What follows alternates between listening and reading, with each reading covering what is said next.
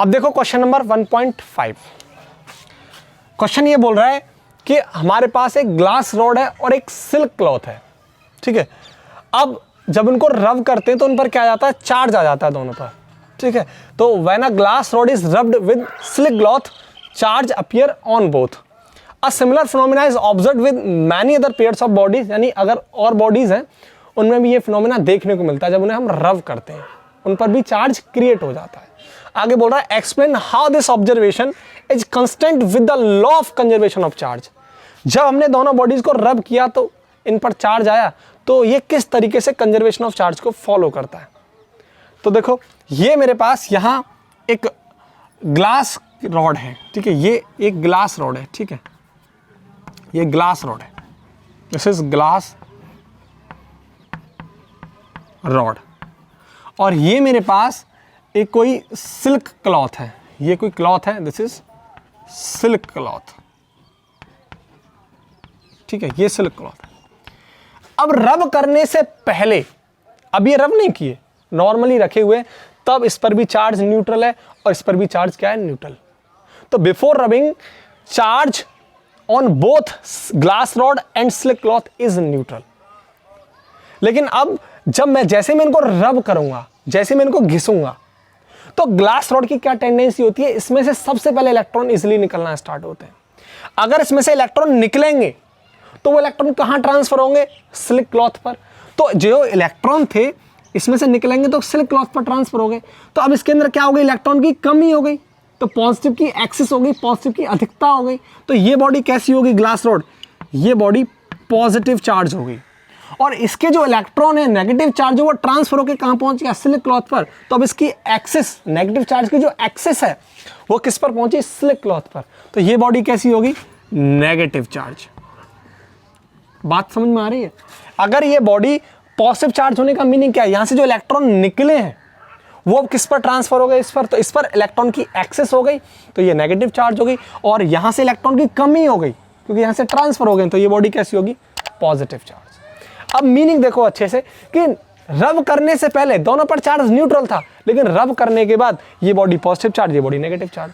और मीनिंग क्या है, अगर इस पर 5 प्लस के हैं तो 5 माइनस इसके होंगे। मीनिंग क्या है, यानी equal in magnitude but opposite in charge. तो अगर इस पर 5 प्लस के हैं तो 5 ही माइनस के होंगे, लेकिन ये प्लस के हैं माइनस के, तो मैग्नीट्यूड इक्वल इन मैग्नीट्यूड होंगे लेकिन अपोजिट इन चार्ज होंगे। इसका मीनिंग देखो ये है कि equal in magnitude but opposite in charge. अगर मैं इन दोनों का अलजेब्रिक सम निकालूंगा तो वो क्या आएगा, न्यूट्रल आएगा, 0 आएगा। यानी मान के चलो प्लस का 5 था और वहां कितना पहुंचा, माइनस का 5। इनका मैं इन दोनों का सम निकालूंगा तो क्या निकल के आएगा, 5 - 5 0। ये क्या हो गया, न्यूट्रल। रब करने से पहले भी न्यूट्रल था और रब करने के बाद भी न्यूट्रल है, अलजेब्रिक सम। तो क्या हो गया, ये तो law of conservation of charge को ही तो फॉलो कर रहा है। Law of conservation of charge था क्या, charge neither be created nor be destroy. आप खुद से उसको क्रिएट नहीं कर सकते, ना खुद से उसको डिस्ट्रॉय कर सकते हैं, ठीक है।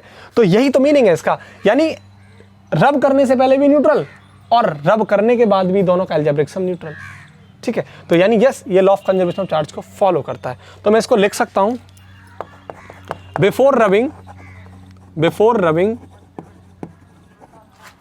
Both body,